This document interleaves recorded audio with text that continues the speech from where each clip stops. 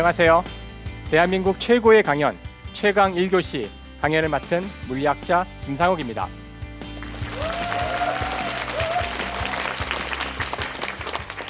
저는 지금 경희대학교 물리학과에서 학생들을 가르치고 있습니다.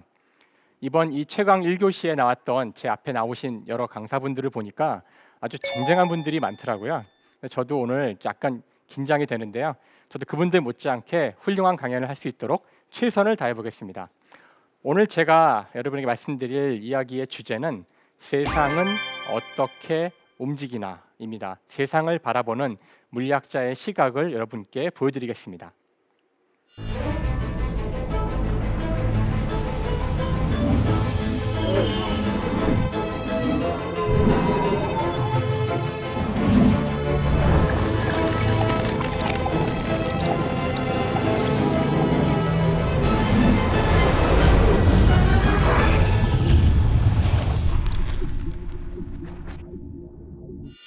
이 문서가 보이시나요? 네. 이 문서가 뭔지 혹시 아시겠어요? 저도 몰라요. 왜냐하면은 여기 써 있는 이 글씨들은 고대 그리스의 문자입니다. 하지만 이 문서가 무엇인지에 대한 단서는 오른쪽 귀퉁이에 있어요. 오른쪽 귀퉁이를 보시면 이렇게 작은 도형 같은 것들이 보이시죠? 네. 이 문서는 고대 그리스 시대에 쓰여졌던 가장 위대한 수학 책의 한 부분입니다. 바로 유클리드가 썼다는 기하학 원론의 한 페이지죠. 여러분 유클리드의 기하학 원론 다 보셨나요? 안 보셨어요? 이 책을 다 안 보셨다고도 하시는데 사실 이 책의 내용을 모르는 사람은 없어요. 왜냐하면 여러분들이 이미 중학교 때 이런 내용들을 배우셨잖아요. 삼각형의 합동 조건, 원에 내접하는 삼각형, 이등변 삼각형 이런 용어들이 기억나시나요? 네, 바로 그런 용어들을 다 이 책에서 여러분이 얻을 수 있습니다. 즉 이 책은 우리가 오늘날 수학에서 기하학이라고 부르는 것을 만들어 놓은 그런 책이에요. 갑자기 책을 태우고 싶다고요? 그래서 이 책의 수많은 기하학적인 내용들을 전 세계의 모든 문명 국가의 사람들은 다 배우게 됩니다. 하지만 이 책의 또 한 가지 중요한 점은 이 책에 나오는 기하학적 내용뿐만 아니라 이 책이 쓰여진 방식이 대단히 중요해요. 아마 이것에 대해서는 모르시는 분들이 많을 것 같아요. 이 책은 정의와 공리로 시작합니다. 정의는 이름을 주는 거예요. 저는 김상욱입니다. 여러분이 시비 걸 수 있나요? 너 왜 김상욱이야? 왜 다른 이름을 하면 안 돼? 말도 안 되는 얘기예요. 그냥 그 이름을 주겠다는 거니까. 두 번째는 공리라는 것이 나와요. 공리는 명제입니다. 명제라는 것은 문장인데 그 문장에 참과 거짓을 판별할 수 있는 문장이에요. 우리가 그런 명제들 가운데 공리라고 할 때에는 그것을 참으로 하기로 정의한 겁니다. 이것도 여러분이 시비를 걸 수가 없어요. 이게 왜 참이야? 참으로 하자니까요. 참으로 하자는 겁니다. 자, 이렇게 정의와 공리가 주어지고 난 다음에 이 책의 놀라운 점은 이후에 나오는 모든 내용들은 바로 이 정의와 공리 내용으로부터 나오는 연역적으로 논리적으로 나오는 그냥 결과들을 다 써놓은 것에 불과합니다. 무슨 말인고 하니 공리가 옳다면 이 책에 나온 모든 내용은 다 옳다는 뜻이에요. 이걸 저희가 좀 약간 좀 비꼬아서 이야기할 때는 이 책에 나오는 내용은 정의와 공리의 동호 반복이다라고까지 이야기합니다. 똑같은 말을 반복한다는 얘기예요. 여러분들 고등학교 때 그 수학 문제 풀던 기억 나시죠? y는 3x 3승 더하기 2x 제곱 뭐 그만하라고요? 제곱 더하기 그 다음에 어떻게 하나요? 줄을 바꿔서 equal 또 쓰죠? 또 그 다음 equal 이퀄이 계속 이어진 다음 맨 마지막 가서 답을 쓸 텐데 그때의 답은 풀어보나 마나 0 아니면 1이죠. 자, 이게 얼마나 웃긴 건지 보세요. 처음부터 끝까지 다 equal, 다 같은 겁니다. 수학은 동호 반복이기 때문에 틀리지 않는 거죠. 그와 같은 수학의 가장 기본적인 형태를 보여준 책이 유클리드의 기하학 원론입니다. 자, 이 책을 유클리드가 썼을 때 아마도 저는 유클리드를 만난 적이 없지만 상상을 해보자면 아마 첫 번째 문장을 쓸 때 가장 힘들었을 것 같아요. 무엇을 정의해야 할까? 제가 그 첫 번째 문장을 보여드릴 텐데요. 저는 이 문장이 아주 아름답다고 생각하고 아주 심오하다고까지 생각을 합니다. 같이 볼까요? 점은 부분이 없는 것이다. 자, 유클리드가 기하학에 대한 책을 쓰면서 점을 제일 처음에 정의해야겠다고 마음먹은 것은 충분히 이해할 수 있어요. 점을 모으면은 선이 되죠. 선을 모으면은 면이 되고 면을 모으면 부피가 됩니다. 즉 모든 기하학적 도형들은 결국 그 근원이 점에 있다는 거예요. 아하, 그러니까 점을 정의해야겠구나. 이건 괜찮아요. 점을 뭐라고 정의해야 할까요? 이 문장의 대단히 놀라운 점은 이 문장이 부정어로 돼 있다는 거예요. 저 같으면 처음부터 부정어를 쓰고 싶지 않았을 것 같아요. 아마 유클리드도 수많은 시도 끝에 도저히 다른 표현 방법이 없기 때문에 이런 문장을 쓴 것이 아닐까 저는 추측을 해보는데요. 부분이 없다. 이걸 좀 다른 말로 표현하면 더 이상 쪼개어지지 않는다는 것과 같은 뜻입니다. 오늘날 물리학자들은 이 세상 모든 것을 이루는 물질의 근원을 찾고 있는데 그것을 오늘날 저희는 표준 모형이라는 것으로 이야기를 해요. 그 안에서는 쿼크, 렙톤, 전자, 여러분 광자 이런 것도 들어보셨죠? 네, 이런 기본적인 입자들이 갖는 가장 중요한 특성은 바로 부분이 없다는 겁니다. 그래서 쪼개어지지 않죠. 즉 유클리드가 했던 기하학에서 적용했던 이 점의 정의는 오늘날 물리학자들이 물질의 궁극을 찾을 때 쓰는 정의하고 똑같다는 겁니다. 대단히 위대하고 아름다운 그런 문장이라고 할 수 있어요. 아마도 이 화가는 쉐라라는 화가인데요. 점묘법으로 유명하죠. 이 그림은 점을 찍어서 원색에 수많은 점을 찍어서 만든 그림입니다. 아마도 점을 모아서 모든 그림을 그릴 수 있다는, 점이 모든 것의 근원이라는 유클리드의 철학을 누구보다도 잘 알았던 그런 화가가 아닐까 그렇게 생각을 해봅니다.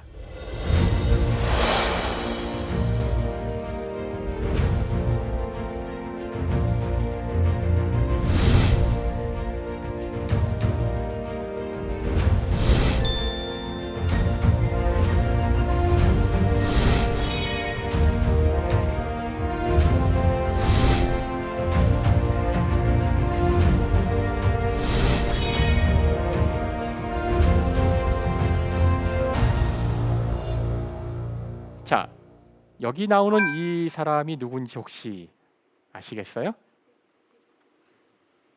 섹스피어라고요? 네, 모르실 수 있죠, 당연히. 네, 여기 나온 이분의 이름은 데카르트라는 철학자입니다. 데카르트는 근대 철학을 열었던 사람으로 알려져 있고요. 오른쪽에 있는 것은 이분이 쓴 책 방법 서설의 첫 페이지입니다. 자, 이 책은 근대 철학을 열었다고 알려져 있고 근대 과학은 근대 철학으로부터 나왔습니다. 그러니까 저같이 그 과학을 공부하는 사람도 이 책을 봐야겠다는 생각을 하게 돼요. 저도 이 책을 읽어봤는데 정말 괴로운 책이에요. 읽기는 재미없어요. 사실 재미없는 이유 중에 하나가 그 내용이 계속 중언 부언되더라고요. 제 느낌은 그랬어요.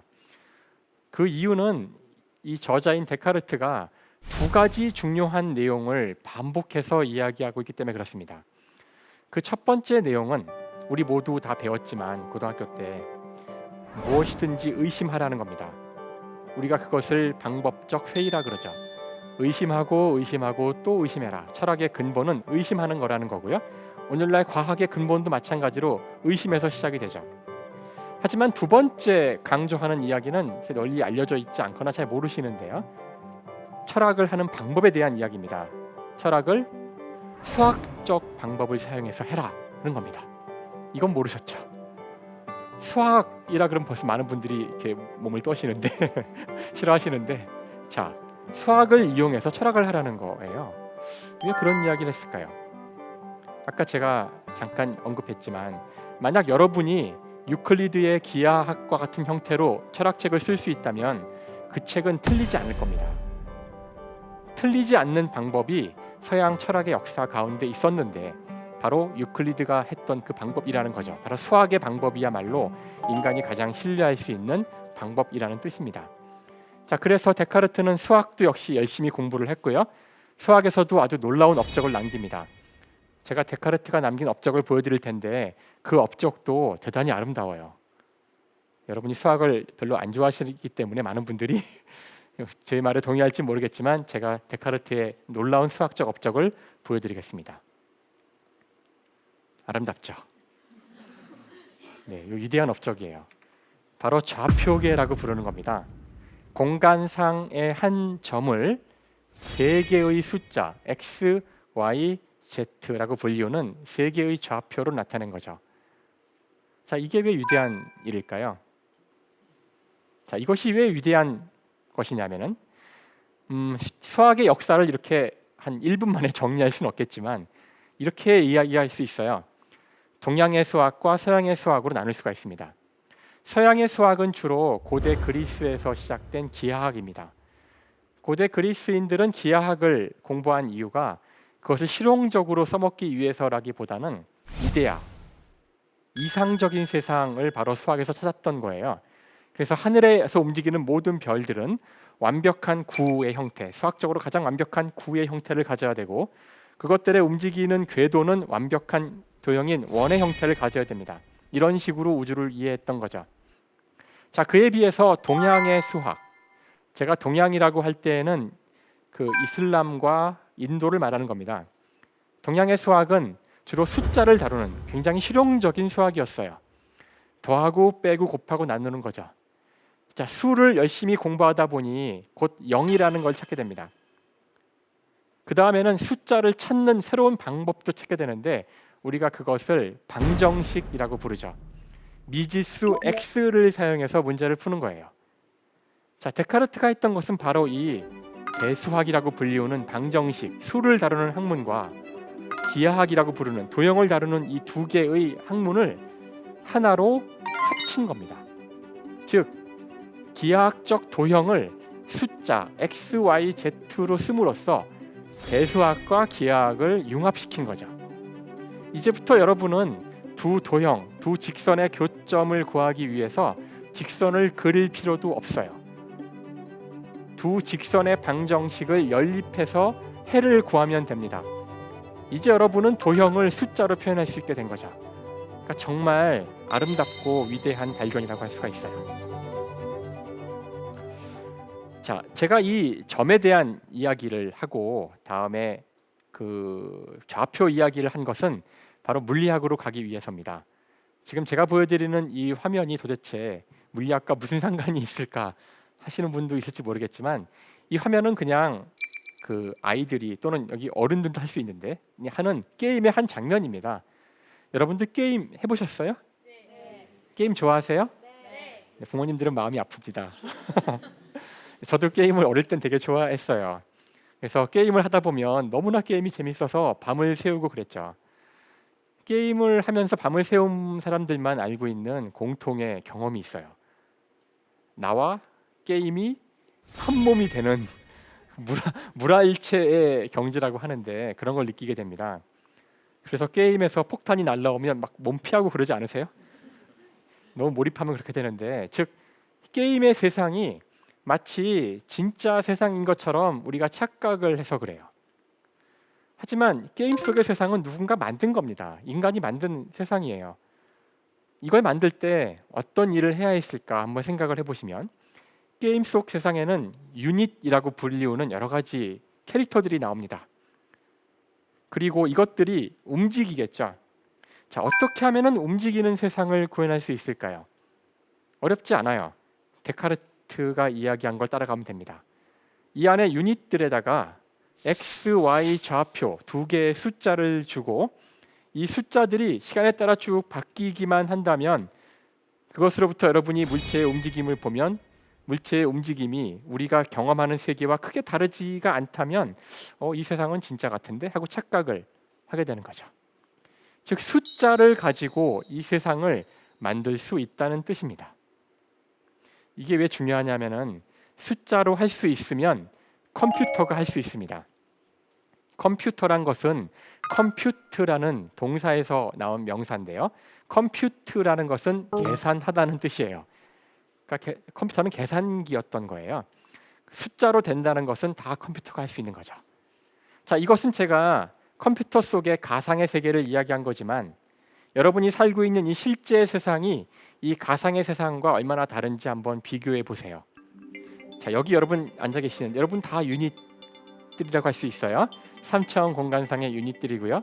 여러분의 위치는 데카르트가 이야기한 X, Y, Z라는 세 개의 좌표를 나타낼 수가 있죠.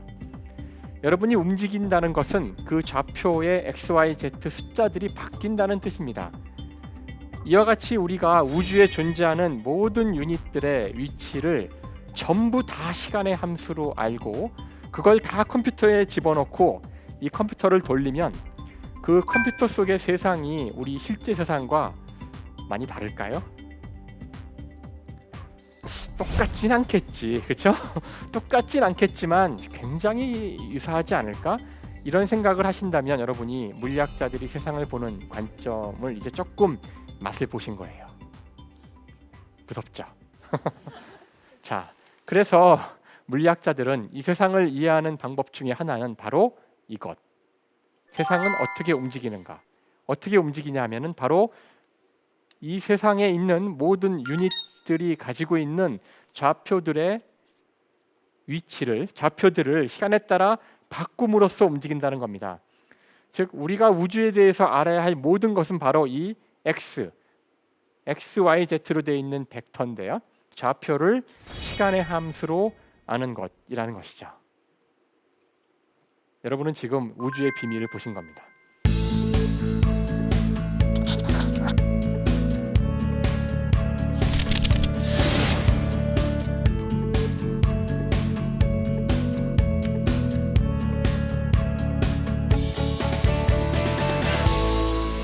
자, 그러면 이제 그 다음에 남은 질문들은 이제 자연스러운 질문들만 남았어요. 어떻게 저 위치들이 변해갈까 하는 겁니다. 이 그림을 처음 보신 분도 있을 것 같아요. 이게 뭔지 모르시겠죠? 이것은 갈릴레오가 했던 실험 장치입니다. 갈릴레오가 썼던 장치인데요. 물리학자들이 운동의 규칙을 알기 위해서 했던 실험은 바로 이런 거였어요. 제 지갑인데요. 낙하 실험이죠. 재밌어요. 이따 시간 나면 해보세요. 언제 해도 똑같이 이렇게 떨어져요. 시간을 재봐도 시간도 똑같고요. 놀라운 일이에요, 사실은. 이게 왜 그럴까요? 왜 모든 물체는 지구상에서 손을 놓으면은 똑같은 양상으로 떨어질까요? 아, 중력이요. 네, 그 얘기 하려고 그랬어요. 이 실험이 대단히 어려운 이유 중에 하나는 너무 빨라요. 1초도 안 걸립니다.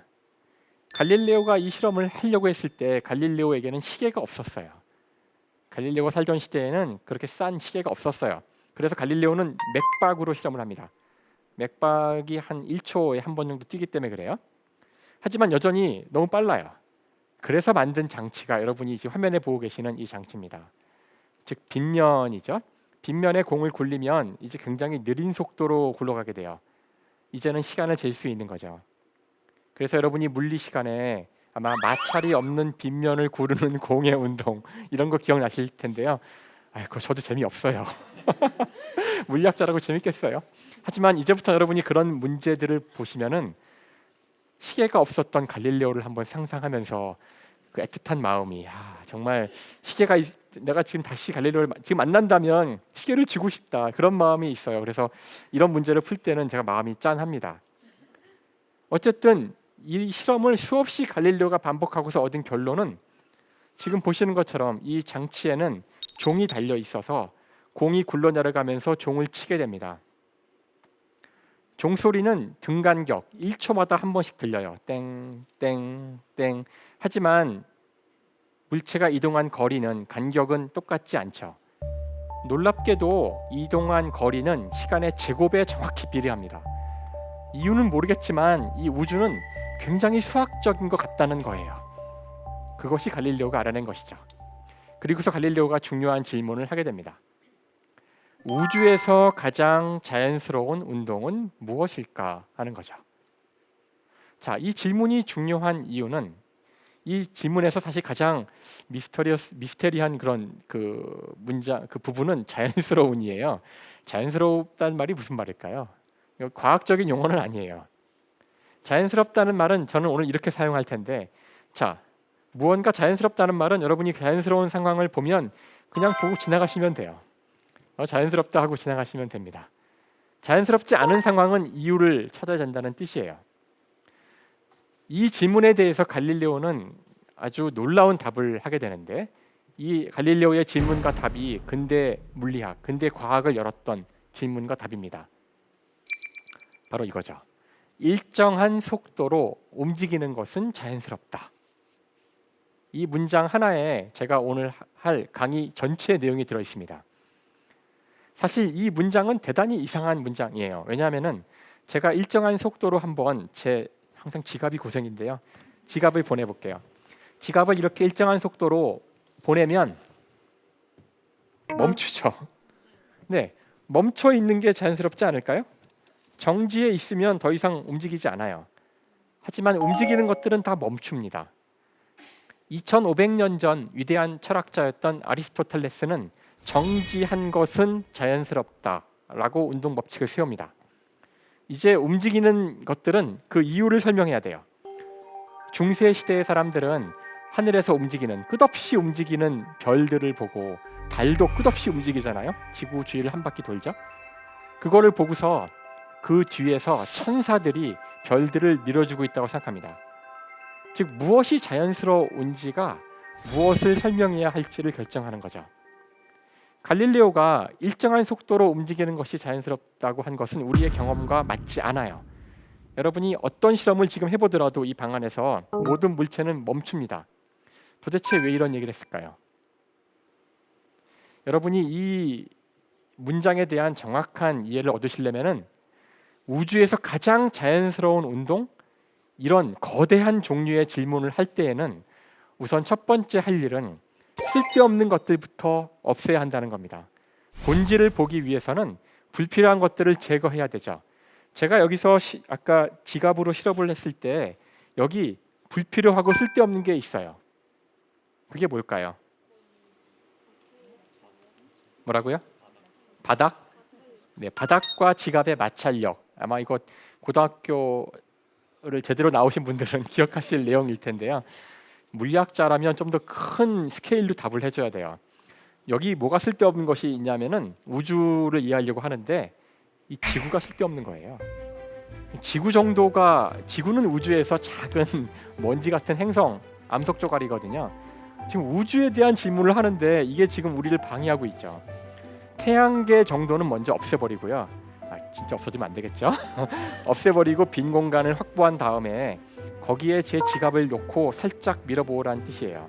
그러면 그 지갑은 영원히 멈추지 않는 그런 운동을 하게 됩니다. 바로 일정한 속도로 움직이는 것이죠. 자, 이와 같이 우주에서 가장 자연스러운 운동이 무엇인지를 알게 되면 이제 여러분은 곧장 자연을 기술하는 그런 운동 법칙을 찾을 수 있게 됩니다. 그걸 한 사람이 바로 여기 나오는 이 뉴턴이라는 위대한 과학자죠. 뉴턴의 책 프린키피아에는 운동의 법칙이 쓰여져 있는데요. 이 책은 아까 제가 소개했던 데카르트가 강조했던 유클리드의 기하학의 형태로 쓰여진 책입니다. 데카르트 이후에 수많은 자연과학자들과 철학자들은 바로 데카르트가 주장했던 수학적 방법으로 책을 쓰기를 원했고요. 바로 이 책이야말로 그 주장을 그대로 구현한 책이죠. 여기에서는 공리가 나옵니다. 공리는 무조건 옳다고 하는 거라고 했잖아요. 세 개의 공리가 나오는데 오늘날 우리는 이 세 개의 공리를 세 개의 법칙이라고 부릅니다. 뉴턴의 제1법칙, 제2법칙, 제3법칙. 세 개의 공리가 옳다면 이 책에 나오는 모든 내용은 다 옳죠. 이것이 바로 오늘날 물리학이 틀리지 않게 우주를 기술하는 방식인 겁니다. 자, 이 책에 나오는 위대한 뉴턴의 제2법칙을 보여드릴게요. 다 아시는 거죠? F는 ma. 자, 아까 이야기했던 일정한 속도로 움직이는 것이 자연스럽다는 것이 제1법칙입니다. 많은 분들이 F는 ma가 1법칙인 줄 알고 이제 1법칙인 줄 아시는 분들이 있는데요. 그렇지 않아요. 일정한 속도로 움직이는 것이 자연스럽기 때문에 F는 ma가 나온 겁니다. F는 ma에서 가장 중요한 것은 a예요. a는 가속도라는 건데 가속도는 속도가 얼마나 변하는지를 이야기하는 거예요. 속도가 안 변하면 0이죠. 속도가 안 변하면 여러분이 아까 제가 하신 이야기를 기억하신다면 자연스럽네 하고 그냥 가시면 돼요. 속도가 변하면, 즉 가속도가 있으면 이젠 자연스럽지 않아요. 왜 그럴까? 이유가 필요합니다. 이 식은 바로 그 이유를 설명하는 식이죠. 가속도 A가 있다면 그것에 이유가 있어야 하는데 그 이유를 F, 힘이라고 부르자는 겁니다. 아하, 그렇구나. 이해하셨죠? 자, 물리학이 재밌지 않으세요? 많은 분들이 물리를 안 좋아하시는데 이렇게만 듣다 보면 물리도 뭐 나쁘지 않은 것 같은데 분명 다 물리를 좋아하지 않으셨잖아요. 왜 그랬을까? 제가 그 이유를 보여드릴게요. F는 ma라고 하면은 되게 친근하기까지 해요. 문자가 4개밖에 안 나오잖아요. 그런데 제가 이 공식의 진짜 본 모습을 보여드리면 여러분이 왜 물리를 싫어했는지 그 추억이 떠오르실 겁니다. 네, A는 가속도는 사실 엄밀하게 이야기하면 속도의 시간 미분이고요. 속도는 위치의 시간 미분이죠. 네, 맞아요. 미분입니다. 미분. 네, 미분이 나옵니다. 물론 우리에게 필요한 것은 이런 복잡한 방정식이 아니라 x만 있으면 돼요. 아까 다시 그 게임으로 돌아가서 생각해 보세요. 제 손이 여기 있는데 제가 손을 움직이고 싶어요. 그러면 손에 현재 좌표가 있죠. 새로운 좌표를 손에 주어야 됩니다. 좌표를 주세요. 빨리. 좌표를 주셔야 제가 움직이죠. 즉 x를 주지 않으면 여러분은 움직일 수 없어요. x를 주는 방법은 이 식으로부터 x를 구하는 것은 미분으로 쓰여진 식으로부터 x를 구하는 것을 우리가 적분이라고 부르죠. 그래서 우주는 그 법칙이 미분이라는 수학으로 쓰여 있고 우주가 굴러간다는 것은 적분을 하는 겁니다. 그래서 여러분이 미적분을 배우는 거예요. 여러분 괴롭히려고 수능 시험 봐서 줄 세우려고 가르치는 것이 아니라 바로 이 우주를 기술하는 언어가 미분과 적분인 것입니다. 자, 이 미분과 적분에 들어있는 의미를 조금 더 자세히 보기 위해서 좀 수학을 제가 쓸 텐데요. 너무 겁먹지는 마세요. 어려운 수학은 아니고요. 아주 쉽지도 않아요. 자, 미분을 제가 제대로 표현한 건데 이 식이 낯설어 보일 수 있을 것 같아요. 자, A라는 가속도는 델타 T라는 어떤 시간이에요. 시간 간격이고요. 그 위에 있는 것은 속도, V는 속도인데 0이라는 시간의 속도와 델타 T라는 시간의 속도, 두 속도를 빼는 겁니다. 즉 차를 구하는 거죠. 즉 시간분의 속도의 차이, 이것이 가속도의 뜻이라는 겁니다. 너무 어려워도 그냥 따라오시면 돼요. 자, 이 식을 제가 한번 변형할 텐데 이 변형한 부분은 여러분이 방송을 다시 여러분 보시면 될 것 같아요. 어렵진 않지만 쉽지도 않아요. 같은 식입니다. 지나갈게요. 네. 그래서 여기까지 오게 되면은 이제 이 미분의 뜻을 여러분이 명징하게 알 수 있게 돼서 그래요. 이 마지막 문장을 보시면 시간이 0일 때의 속도를 알면 시간이 델타 t일 때의 속도를 알게 된다는 뜻입니다. 자, 이걸 제가 다시 써볼까요? 델타 t가 눈에 거슬리시죠? 제가 저거를 1로 바꿔볼게요. 더 쉬워집니다. 식이 0일 때의 속도를 알면 1초일 때의 속도를 안다. 즉 이걸 반복하면 1초일 때를 알면 2초일 때를 알고 2초를 알면 3초를 알고 점점점. 그렇죠? 즉 이 식은 사실 이웃한 두 시간 사이의 관계를 주는 수학에서는 점화식이라고 불리우는 것이고요. 컴퓨터 사이언스에서는 알고리즘이라고 불리는 겁니다. 즉 F는 ma라는 우주를 기술하는 미분 방정식은 사실 우주라는 컴퓨터에 위치와 속도의 관계를 주는 점화식, 우주가 스스로 굴러가도록 이 점화식 한 줄을 가지고 지금의 위치와 속도를 가지고 그 다음에 모든 위치와 속도를 연속해서 구해내게 하는 그런 자동 장치를 기술하는 알고리즘이었던 거예요. 여러분은 지금 우주의 가장 중요한 비밀을 엿보신 겁니다. 이게 다예요. 남은 일은 이걸 푸는 겁니다. 그냥 여러 가지 상황에서 이 문제를 푸는 것이 물리학자들이 하는 일이고요. 우주의 신비, 우주가 어떻게 움직이는지는 바로 이것이 다 기술하는 겁니다.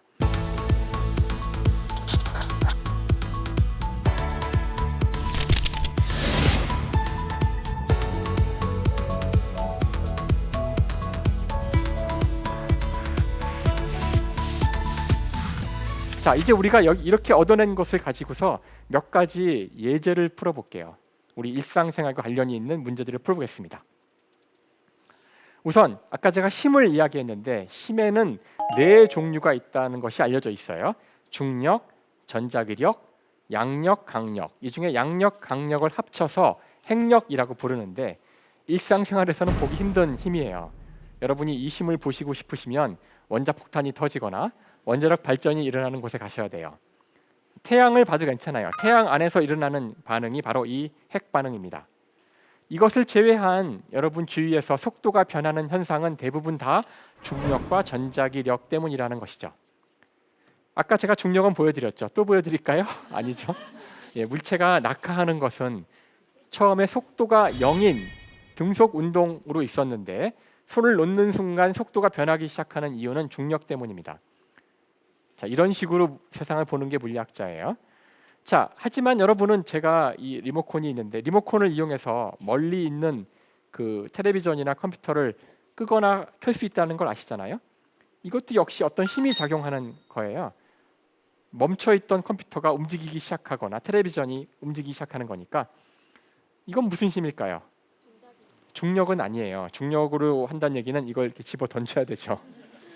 네, 전자기력입니다. 실제 우리 주위에서 일어나는 대부분의 일은 다 전자기력 때문에 일어나는 거죠.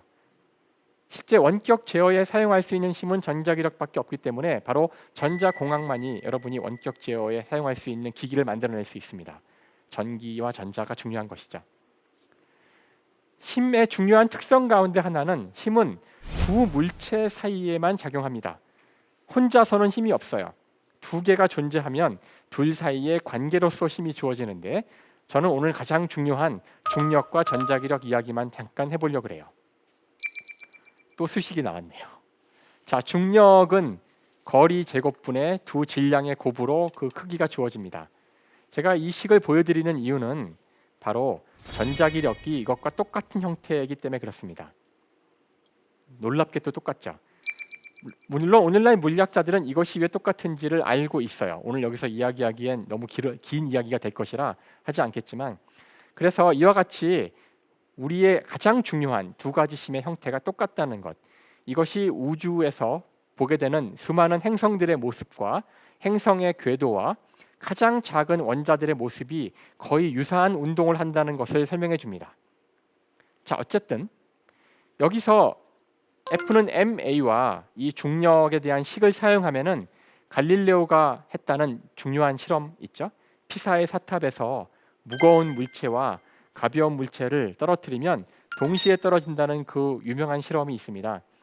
그 실험을 사람들이 믿지 않았기 때문에 갈릴레오는 사람들 앞에서 논쟁도 해야 했고요. 당시 피렌체의 권력자가 갈릴레오를 초대해서 당시 학자들과 막 싸움도 붙입니다.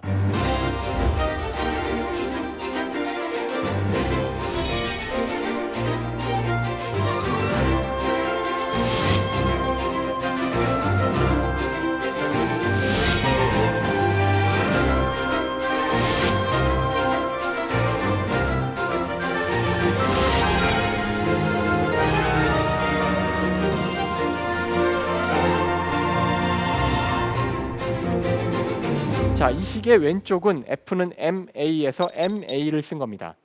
여기서 m은 떨어지는 물체의 질량이죠. 오른쪽은 중력이에요. 물체가 떨어지는 이유는 지구와 물체 사이에 작용하는 중력 때문입니다. 그래서 이 식에는 지구의 질량과 물체의 질량이 나오죠. 거리는 물체와 지구 사이의 거리인데 지구의 반지름이 너무나 크기 때문에 이 움직임은 사실 무시할 만해요. 그래서 저 거리는 그냥 지구의 반지름입니다.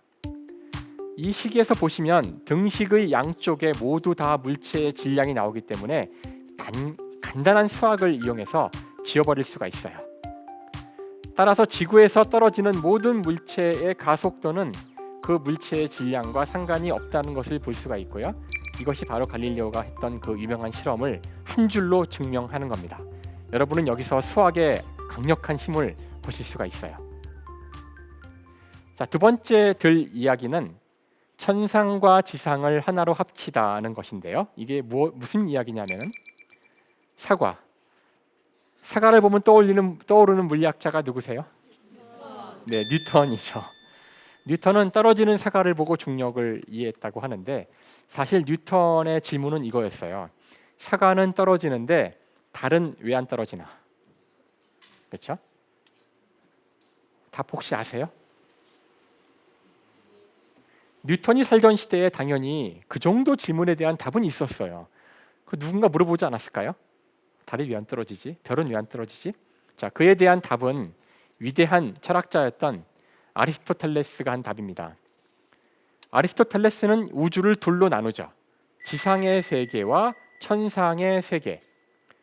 지상의 세계에서는 물체가 땅으로 떨어집니다. 하지만 천상의 세계에서는 고대 그리스인들이 이야기했던 완벽한, 멈추지도 않고 완벽한 원궤도를 완벽한 구형의 물체들이 움직이는 그런 세상입니다. 이렇게 세상을 둘로 나눈 것이죠. 달은 천상의 물체예요. 사과는 지상의 물체입니다. 그러니까 사과는 떨어지고 달은 안 떨어지는 거예요. 아주 나름 나쁘지 않은 설명이고요. 반박하기 어렵습니다. 근데 뉴턴이 왜 그러면 이런 좋은 답이 있는데 달이 안 떨어지는지를 물었을까요?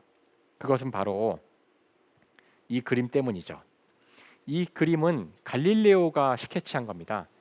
갈릴레오가 위대한 발견을 할 수 있었던 이유는 그에게 망원경이 있었기 때문이에요. 망원경을 최초로 만든 사람은 갈릴레오가 아니었지만 갈릴레오는 망원경을 이용해서 하늘을 본 최초의 과학자입니다.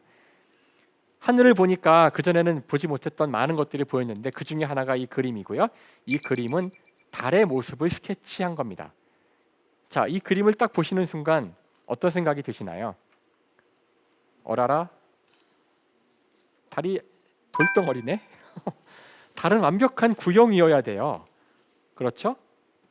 그리스 시대의 사람들 말에 따르면 완벽한 도형입니다. 하지만 실제 망원경으로 본 달의 모습은 돌덩어리였어요. 자, 이제는 질문이 나오는 거죠. 달은 돌덩어리인데 왜 안 떨어질까요? 여기서 뉴턴은 한 번 도약을 합니다. 달은 떨어져야죠. 돌이니까. 근데 왜 안 떨어지죠? 말이 안 되는 얘기죠. 이 말 자체가 안 돼요. 떨어져야 되는데 안 떨어진다. 그래서 질문이 바뀌어요. 달은 떨어집니다. 돌덩어리니까. 그런데 왜 땅에 닿지 않을까? 아까하고는 달라요. 그렇죠? 달은 떨어지는데 땅에 닿지 않습니다. 어떻게 하면 떨어지는데 땅에 닿지 않을 수 있을까요? 이게 가능할까요? 가끔 학생들이 좋은 아이디어를 내는 경우가 있는데, 자, 물체가 떨어지는데 땅에 닿지 않는 방법은 땅도 같이 꺼지는 겁니다. 그렇죠? 아주 기가 막힌 아이디어예요. 실제로 이게 답이에요. 이게 무슨 말이냐고요? 자, 제가 이 물체를 그냥 놓으면 땅으로 떨어지지만 던지면 날아가다가 떨어집니다. 세게 던지면 더 멀리 날아가다가 떨어지지만 결국은 땅에 떨어집니다. 자, 그런데 이 그림을 잘 보세요. 지구에서 대포를 쐈는데 원래는 등속 직선 운동을 해야 되는데 지구의 중력 때문에 떨어집니다. 휘죠. 그런데 자세히 보시면 대포알이 떨어지는 동안 땅바닥이 꺼지고 있네요. 아니죠. 땅바닥이 꺼지는 게 아니라 지구가 둥근 겁니다. 지구가 둥글어서 대포알은 계속 땅으로 떨어지는데 지구가 둥근 만큼 땅이 꺼진 효과가 나오는데 땅이 꺼진 거리가 이 돌의 또는 이 폭탄의 낙하 거리와 똑같아서 이 돌은 계속 떨어지지만 땅에 닿지 않는 거예요. 이거 진짜 멋있지 않나요? 그래서 이런 식으로 뉴턴이 달이 땅에 떨어지지 않는 이유를 설명하는데, 여기서 중요한 것은 달이 사과와 똑같이 행동하고 있지만 땅에 닿지 않는다는 답을 낸 것이 중요한 거죠. 이렇게 뉴턴의 역학은 지상과 천상을 하나로 통합합니다. 이제 하늘에 있는 별들을 이해하기 위해서 천상을 기술하는 역학이 필요 없어요.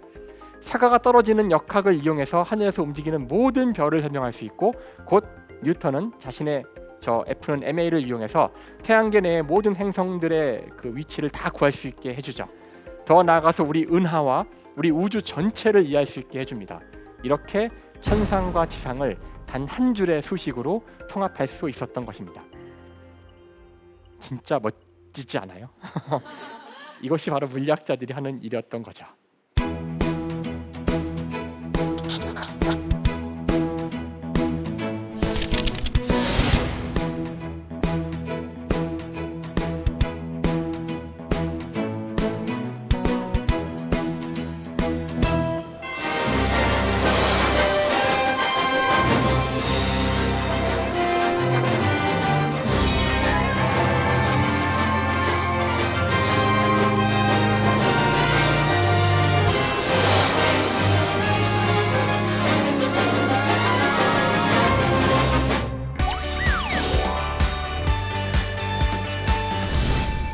우리는 왜 수학을 배울까? 너무 어려운가요? 자, 혹시 이 질문에 대해서 오늘 제 강연을 듣고 자신의 생각을 말씀해 주실 수 있는 분 계신가요? 네, 여기 계시군요. 아무래도 이제 수학은 다른 교과목뿐만 아니라 저희 일상생활, 저런 일상생활과도 밀접한 연관이 있기 때문에 수학은 아무래도 필수적이면서 기본적인 소양 같습니다. 기본적인 소양이다. 오늘 제가 아마 이야기했던 내용들인 것 같아요. 끊임없이 제가 했던 이야기가 이 우주는 수학으로 기술이 된다는 거예요. 왜 그런지는 몰라요. 놀라운 일이죠. 그래서 수학을 안다는 것은 바로 우주를 기술하는 언어를 안다는 것이고요. 우리 주위에서 일어나는 수많은 자연현상을 이해할 기본 언어를 알게 된다는 뜻이죠. 우리 모두가 다 우주에서 존재하는 물질이기 때문에 아마 우리를 이해하는 데에도 도움이 될 거라고 생각을 합니다. 그래서 저희가 기초적인 소양으로 수학을 모든 사람들한테 공부를 해야 한다고 생각을 해서 여러분 다 수학을 배우셨죠. 네. 자, 그러면은 그 다음에는 이거 말고도 여러분이 많은 질문이 있으실 것 같아요. 이제 제가 한 질문 말고 여러분의 질문을 제가 듣는 시간을 가질 텐데요. 역시 편안한 마음으로 어떤 질문도 좋으니까 여러분이 혹시 강의를 듣고서 느끼셨던 궁금한 점이 있으면은 질문해 주시기 바랍니다. 네. 네, 일단 질문이 두 가지 있는데요. 먼저 첫 번째로 저는 대학에서 일어인문학을 전공하고 있는데 이런 인문계의 전공을 갖고 있는 분들은 약간 좀 과학에 대해서 난해하고 복잡하고 다가가기 어렵고 이렇게 생각하시는 분들이 많을 거라고 생각을 합니다. 그래서 이런 분들에게 어떻게 하면은 좀 더 과학이 친숙하게 다가갈 수 있을지를 먼저 질문드리고 싶습니다. 많은 분들이 그런 질문을 저한테 하셨어요. 사실은 그동안에. 두 가지로 답을 할 수 있을 것 같아요. 우선 첫 번째는 과학이 친숙하지 않은 것만큼이나 인문학 하시는 분들한테 과학하는 분들한테 인문학이 친숙하지 않죠. 사실 많은 분야의 사람들이 자기 분야에 밖에 있는 것들을 다 친숙하지 않게 느끼게 돼요. 그래서 그건 당연하다고 생각을 하는데 친숙하지 않은 것이 문제가 아니라 그것이 어렵더라도 이제 알아야만 한다면 알아야겠죠. 과학자들이 인문학을 몰라도 될까요? 예술을 몰라도 될까요? 아니라고 생각하거든요. 그래서 그것이 비록 어렵고 친숙하지 않더라도 알아야 될 가치가 있는 것이라면은 어렵지만 해야 한다고 생각을 해요. 이게 한 가지 측면이고요. 두 번째 측면은 이제 많은 분들이 과학을 어렵게 느끼시는 이유 중에 하나가 수학을 해야 한다는 이유도 아마 중요한 또는 수학적 사고, 논리적 사고, 우리 인간과는 좀 거리가 있어 보이는 그런 사고를 해야 한다는 것이 큰 장벽일 것 같아요. 일단 수학을 못해도 물리할 수 있습니다. 그걸 제가 꼭 말씀을 드리고 싶어요. 수학은 물리학의 언어예요. 물론 그러니까 하긴 해야 됩니다. 하지만 아주 잘할 필요까지는 없어요. 무슨 뜻이냐면은 제가 카프카라는 작가의 책을 제대로 이해하고 싶습니다. 그러면 카프카의 작품들은 독일어로 쓰여 있어요. 독일어를 먼저 통달을 하고 그 책을 읽으면 제일 좋겠죠. 그러면 제가 독일어를 통달하는 그날까지는 카프카의 책을 읽지도 못하고 카프카의 작품에 대해서 아무것도 몰라야 할까요? 아니죠. 번역본을 보면 됩니다. 물론 번역본을 읽어가지고는 카프카의 참맛을 느낄 수는 없을 거예요. 하지만 모두가 다른 나라 작가의 글을 읽기 위해서 그 나라 언어를 공부해야 한다면 아무도 그 나라의 작가들을 알 수 없을 겁니다. 여러분이 수학을 잘한다면 물리를 더 잘 이해할 수 있겠지만 수학을 하지 못한다고 해서 물리를 자연을 이해하지 못하는 건 아니에요. 단지 언어일 뿐이기 때문에 그래요. 그래서 비록 수학이 장벽으로 느껴지신다면 수학을 통하지 않는 방법으로 쉽게 쓰여진 여러 책들이 있으니까 과학의 맛을 보는 그런 방법으로도 충분히 과학을 이해하실 수 있고요. 아마 대부분의 분들한테는 그 정도 수준의 과학이 오히려 더 맞을지 모르겠어요. 하지만 더 깊은 걸 알기 원하신다면 제대로 이제 공부를 하셔야 되는데 그때는 과학만이 아니라 모든 분야가 어렵죠. 제대로 하는 건 모든 분야가 어렵습니다. 강연을 들으면서 하나 생각한 게 있어서 좀 질문을 드리고 싶은데, 이 우주가 수학으로 이루어져 있다고 그렇게 말씀을 하셨지 않습니까? 그래서 이 컴퓨터를 이용해서 온갖 우주의 비밀을 다 밝히고, 수학적인 비밀을 밝히고, 또 그 정도의 비밀을, 그 수학을 입력을 할 수 있는 컴퓨터가 생긴다면은 이 저희가 살고 있는 세상과 똑같은 그런 현실을 만들 수가 있을 것 같은데, 그렇다고 한다면은 저희가 살고 있는 이 세상이 가상 현실일 수도 있지 않을까라는 생각을 했습니다. 그거에 대해서는 좀 답변을 받을 수 있을까요? 우주가 수학으로 되어 있다는 표현이 약간 이제 잘못된 표현일 수도 있어요. 우주가 수학으로 잘 기술된다는 겁니다. 그래서 이제 우주가 구체적으로 무엇인지에 대해서는 여전히 과학자들이 답을 못하고 있는 문제예요. 어려운 질문이죠. 우주가 무엇인가? 그 답은 할 수 없고요. 우주가 수학으로 잘 기술되는 건데 왜 그런지는 여전히 잘 몰라요. 여러 가지 물론 생각들은 있죠.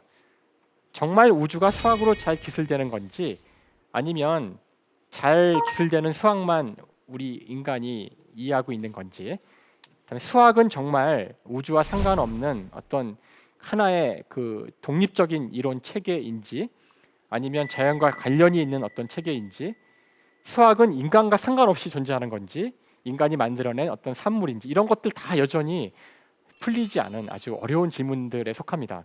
그래서 현재 물리학자들은 감히 쉽게 그냥 이 우주는 수학이야 이렇게 얘기하는 사람은 아무도 없고요.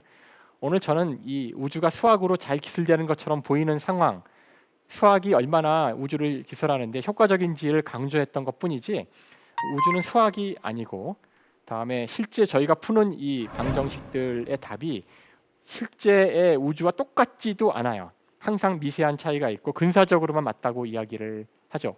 심지어 물리 이론도 완벽하지 않고요.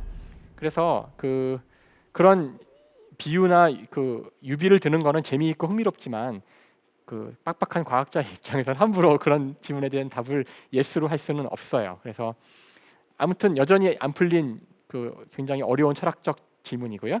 아마도 여기 계신 젊으신 분들이 그 문제를 풀어서 왜 우주가 수학으로 잘 기술되는지 저도 알고 싶어요. 네. 네. 네, 안녕하세요. 저는 부산대학교 재학 중인 김성준이라고 합니다. 우선 오늘 너무 재밌는 강연 해주셔서 감사하다는 말씀드리고 싶습니다.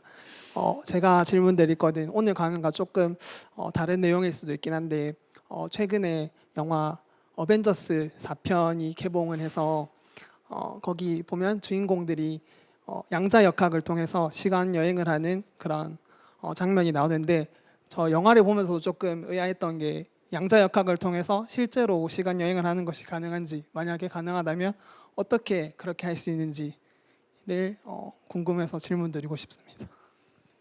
항상 그런 SF 영화가 나오고 나면 이런 종류의 질문이 아주 쇄도하거든요.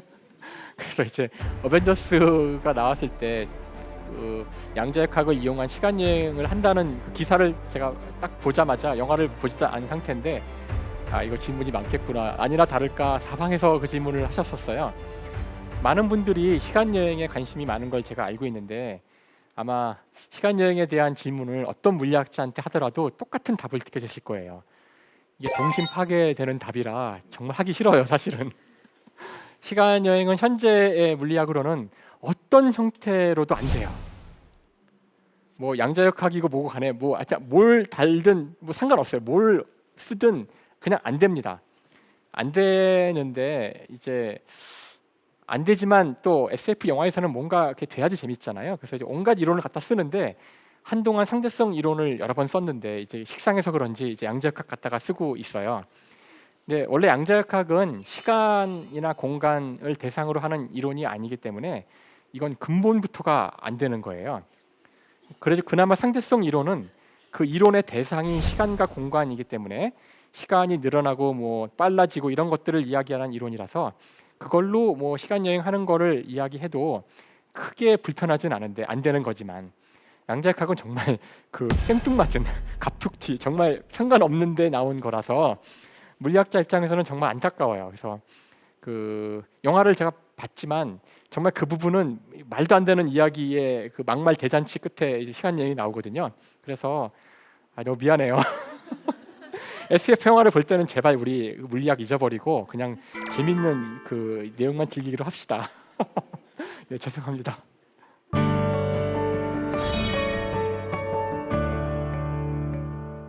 철학은 우주라는 책에 수학이라는 언어로 쓰여 있다. 자, 이 명언은 제가 만든 것처럼 보일 수도 있겠지만 그렇지 않고요. 바로 갈릴레오가 했던 이야기입니다. 갈릴레오는 그 누구보다도 가장 먼저 이 우주에서 움직이는 모든 물체들이 수학적 규칙을 따른다는 것을 알아냈고요.